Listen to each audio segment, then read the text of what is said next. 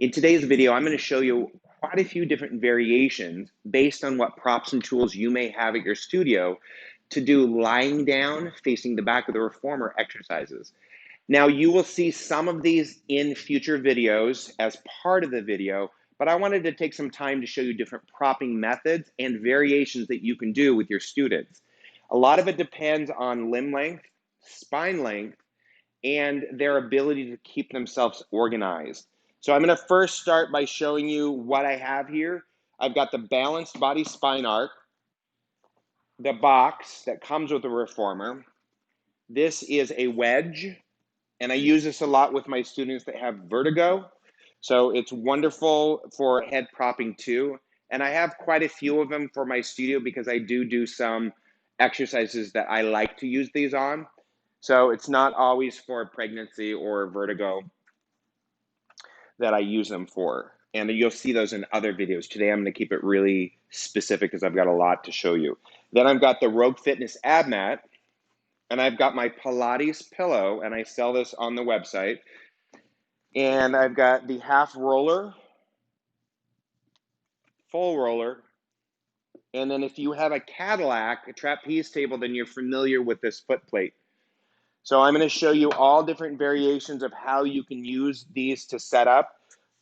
And what this does is just gives you more variety, more options to teach, and give the student a more rounded approach. That's kind of the way, when I look at either my athletic classes or my progressive classes, I just think what I'm offering my students is a more broad perspective of movement versus just sticking within the confinements of the exercises that are either classically taught, traditionally taught, or specifically offered to us in our teacher training program. And sometimes we kind of stick too tight to that. So I'm hoping that this tutorial shows you different ways that you can kind of open up your arsenal of movement, your tools, your toolkit, and have a larger arsenal of options. So here is my first setup I'm going to show you. I've got the long box up against the shoulder rest, and I've got the balanced body arc on here. So first thing I'm going to do is have a seat. Now I'm going to start, let me get some of this out of the way. That was effective, huh? I'm going to start with my feet on the frame, and it's a simple roll down. You can see that it's super light, so I have the option of doing some different exercises, whether I want to do hamstring, toe curl hamstrings, roll down. That's one that I like to do with this.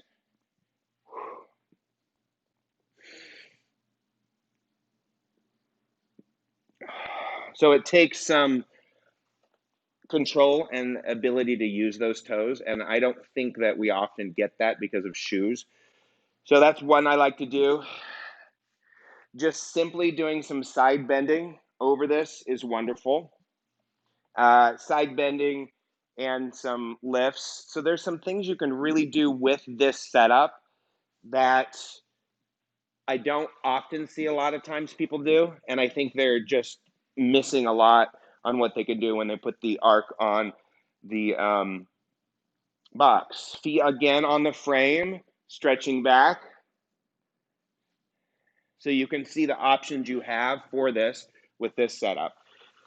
I'm going to take that away before we go next. You can do arm series with this setup too. Hands in the loops and back, stretch, around, and up. So if you want to try this setup, try some movement with and without the strap. You'll notice I brought the leg up just to bypass that based on my limb length.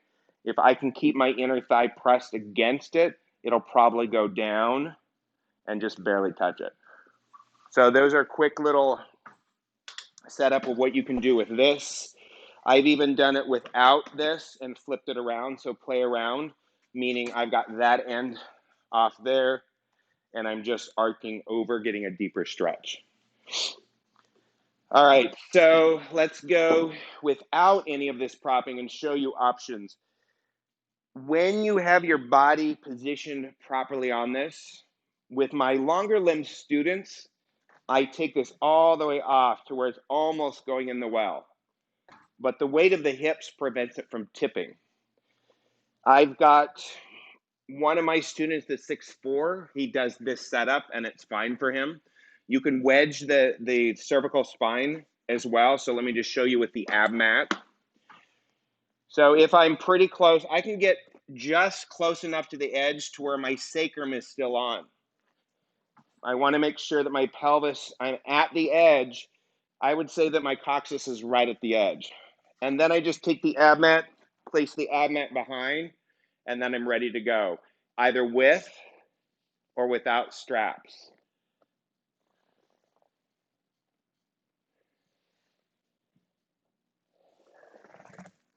So play around with different configurations with that. And don't be afraid of it starting, a foot off. As I mentioned, the majority of the body weight is going to be anchoring the box. Now, if you have shorter limbs, obviously you don't have to be that far out. So that's one option, is using the ab mat. If I have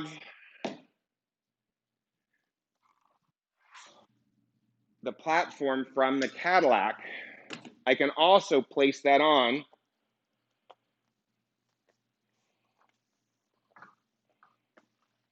Roll down.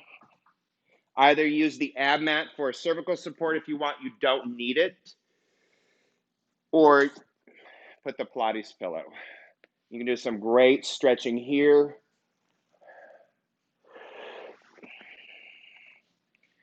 You can do some arm work, hands in straps, dumbbells, work some opposition.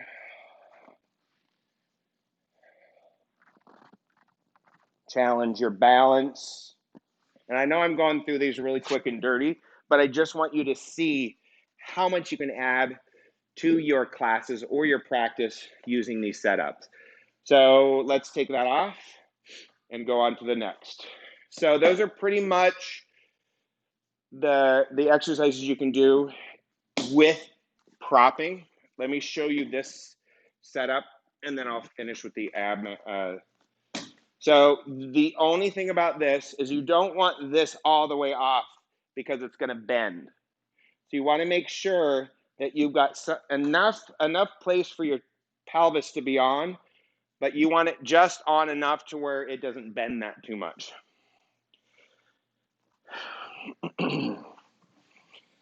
That feels great. So here's using the wedge. And I'll grab the straps just so I can see some stuff you can do.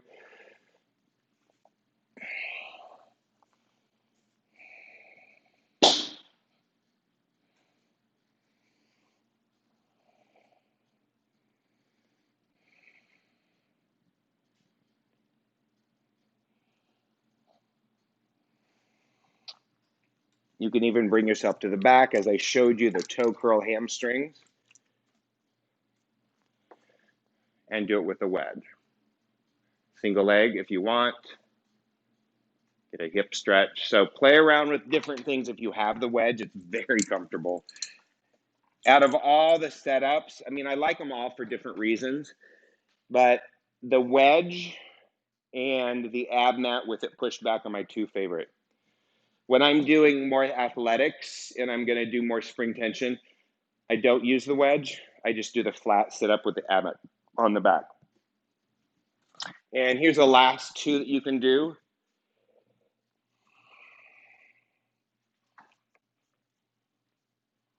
And again, you don't want to have it so far off that it's going to bend. So think about having just enough for your cervical spine.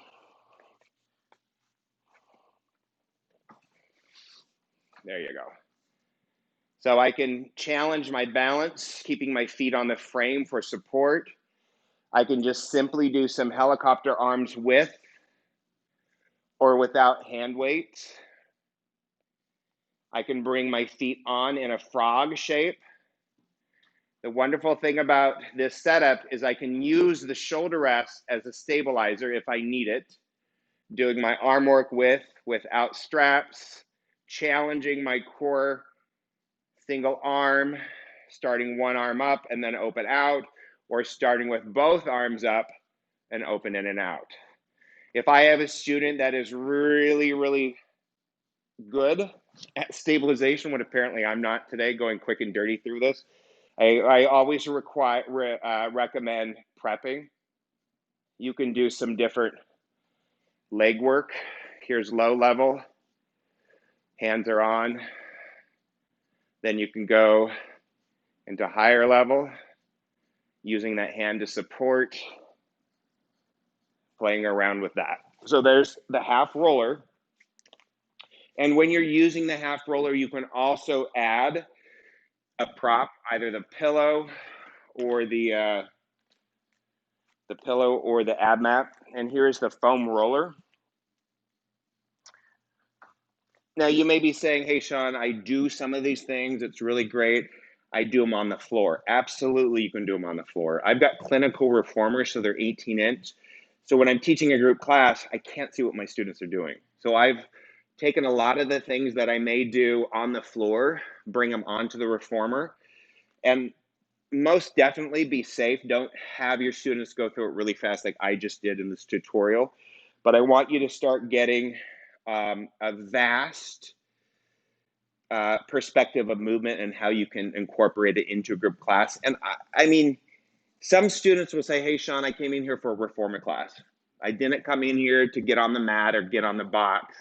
So from a psychological aspect, if we do some of this stuff on the reformer in this setup, and we can incorporate some arms in strap with this, then they don't feel like they're not getting their money's worth coming to a reformer class, even though it's necessary. All right, so here's the setup with a full roller. Obviously, I'm much more unstable, so I'm putting the ball of my foot, my heel, and my big toe on the frame. Here's what it looks like if you need a little bit of extra cervical support. Do it here, some movement. If you have a student that you know will not fall off, and I cannot guarantee that I will not fall off while shooting this. Let's just cross our fingers. I've got my feet turned out. I've got my lower shin bone against the shoulder rests, and I'm going to simply do arm circles,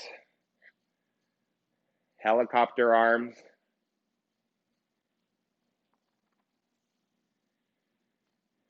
And obviously I'm going to be quiet when I'm doing this to concentrate. So you can see some different options, placing the hands on, whether you're on that half roller or full roller, wide feet, do the arm work, it's endless. So coming up and off is super important, that the students feel comfortable how to get off. And most of the times when I'm doing a reformer class and I've got multiple students and we've got them in either the full roller setup because I trust they have the balance and they're not going to fall off, I will generally assist them when they're getting off. I'll hold the foam roller, stabilize it. So play around with these setups. I know that's a lot of information. And I want you just to think about some different ways you can incorporate these propping tools, even if you're going to do some traditional work, maybe some reverse abdominal, like roll up, roll down teaser preps. The teaser prep, let me just finish here. I love using the wedge for the teaser prep. And that's not going to be enough. So let me put a red on.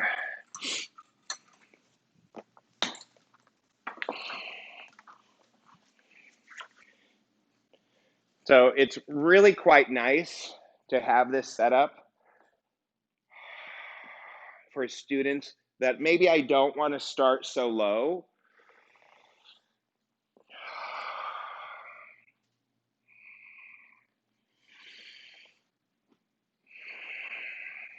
So I know that we do a lot sitting on the reformer, facing that way with our legs crossed through the ankles through the straps. But I'll tell you, as a man with larger calves, that's super uncomfortable for me. And my students with really tight hamstrings, it's always going to start them in a really tucked position. So they're really not getting the best out of the exercise. So instead of staying with a classical or a more of a traditional approach, propping can make or break your client's ability to feel successful and to enjoy their class versus having it be so arduous because the teacher's always cueing them, sit up, organize, when they actually can't yet. So giving them some sort of setup like this, some sort of propping techniques that I'm sharing with you to help make sure that they are successful in their level of movement, not what we want them to do.